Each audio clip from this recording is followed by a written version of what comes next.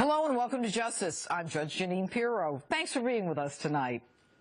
You know, America's got a new hero, and he's a Canadian.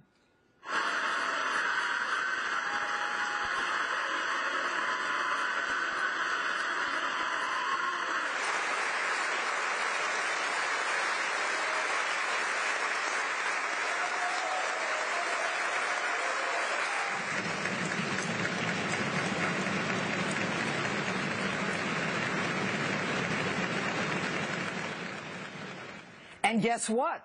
Surprise! He's a gun owner. Imagine a gun owner, an American hero. Yes, a gun owner who used his gun to stop yet another terrorist hell-bent on slaughter. Normally, as ceremonial sergeant-in-arms in Canada's Parliament, Kevin Vickers used his loaded gun to kill an assassin carrying a rifle, dressed in black, with a scarf covering part of his face, who had just gunned down another Canadian soldier simply standing guard at a war memorial, whose role was ceremonial, so he wasn't allowed to have a loaded gun. It reminded me of the Wild West, when the violence was out of control, frontier justice reigned supreme, and when it was every man for himself. Think about it. A woman beheaded in Oklahoma by a recently converted Muslim, angry over co-workers' complaints that he was trying to convert them to Islam. 4 murdered across the country by a recently converted Muslim, saying it was in retaliation for Iraq. And 4 cops attacked by yet another radicalized Muslim convert in New York City, who attacks them with a hatchet. This at a time when our government doesn't have the guts to identify terrorism by its rightful name. When, unlike the Prime Minister, who calls the killing of an innocent Canadian terrorism, our president cannot call that same gunman a terrorist.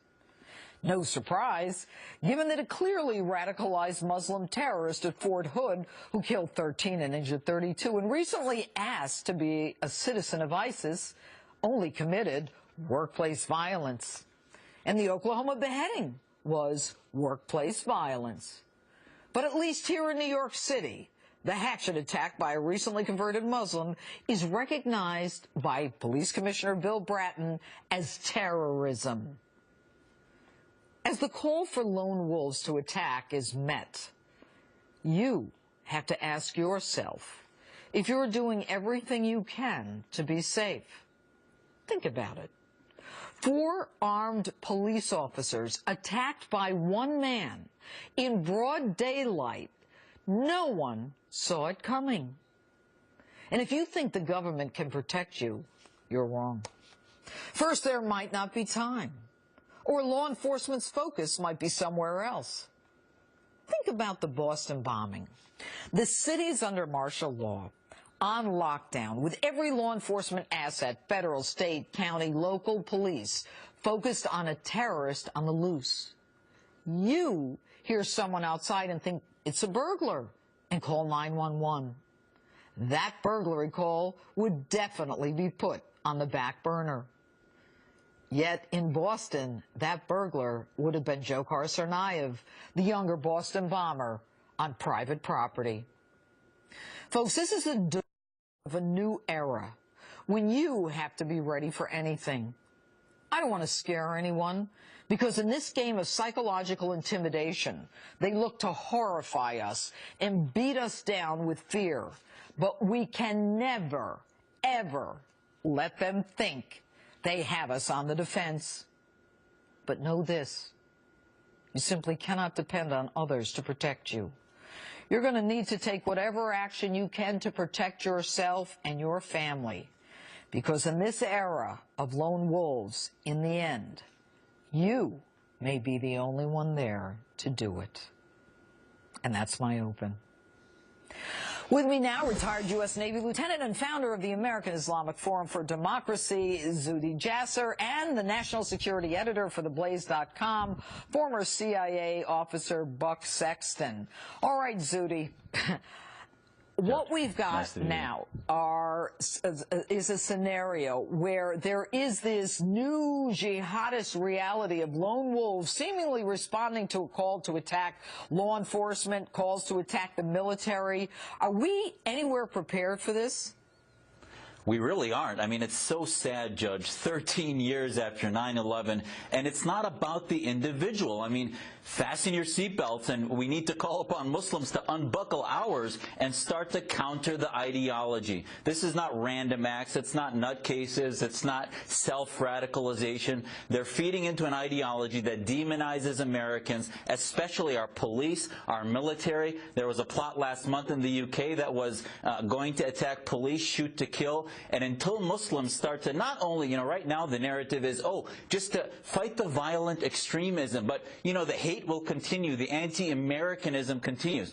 Muslims need to actually be pro-American nationalism and anti-jihadism. Well, there's no question, Zuhdi, you're absolutely right. And Buck, isn't the burden now on American Muslims living in this country with all the benefits that we have in this country to now renounce even more strongly, if you assume that they've even renounced it at all, the actions of these radical militants? Well, yeah, a critical component of counterterrorism efforts here at home is working actually with Muslim communities to identify those who have separated themselves from the community in some capacity and radicalized. And it's the best way to actually find people before they go from the step of radicalization to jihadization, or actually going into an attack mode where they try to join ISIS or hit us here at home, is for those around them and know them to come out and say, there's an issue here. This guy's talking about how he wants to wage jihad. You see that very commonly in case after case. But we're not seeing that. In fact, we're seeing that our government and some of our law enforcement agencies are saying, we're not going to profile anybody,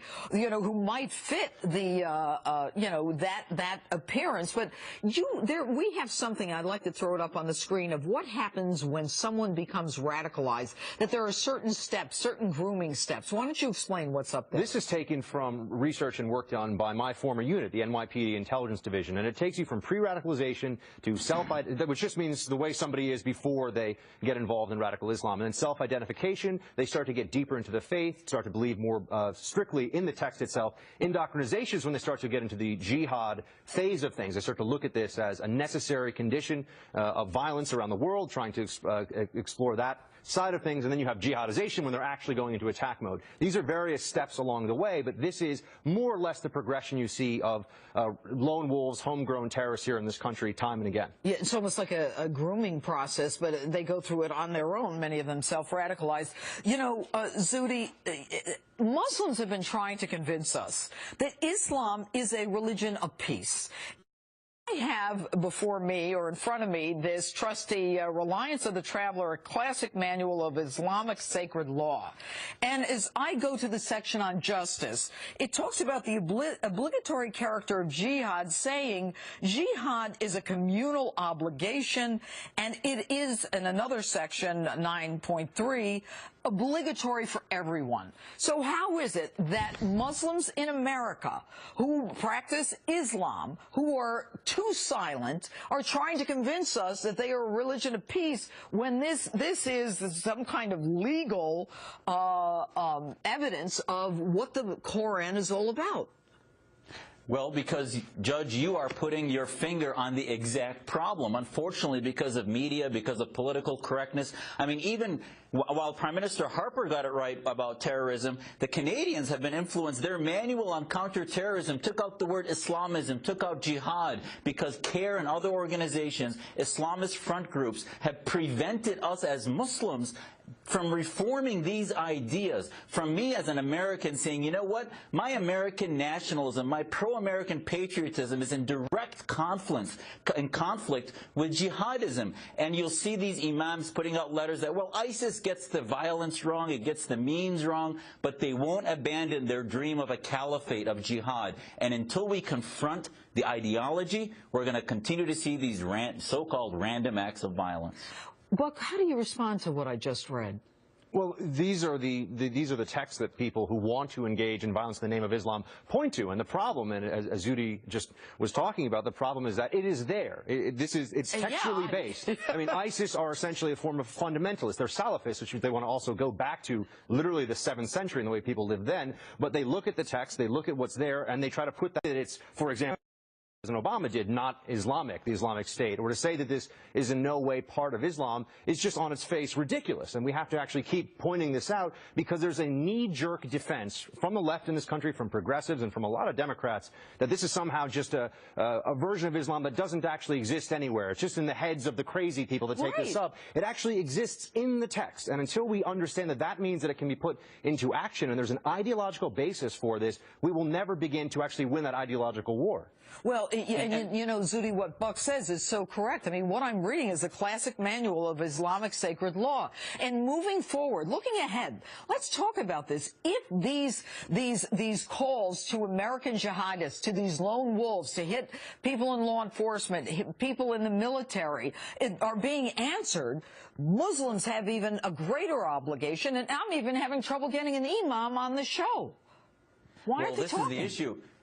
Well, because they don't want to deal with the problem. They're in denial. We need a massive intervention. I'll tell you, Judge, most of Muslims that I know reject that clause. They just don't want any part of it. That's why our families came to America. That's why they reject Islamist movements. But the bottom line is the leadership of our communities, that's where the crisis is. It's being run by lobbies influenced by Saudi Arabia, by petrodollars, by Islamist governments like Iran and elsewhere, and we are asleep. And America needs to stop giving our communities a pass and demand that Muslims have a jihad against jihad to counter these ideas and be pro-American, not only counter the violence, but advance American nationalism to defend our police, defend our military against the radicals that we truly should be in the front line defeating. Well, as you certainly have done, Zuhdi.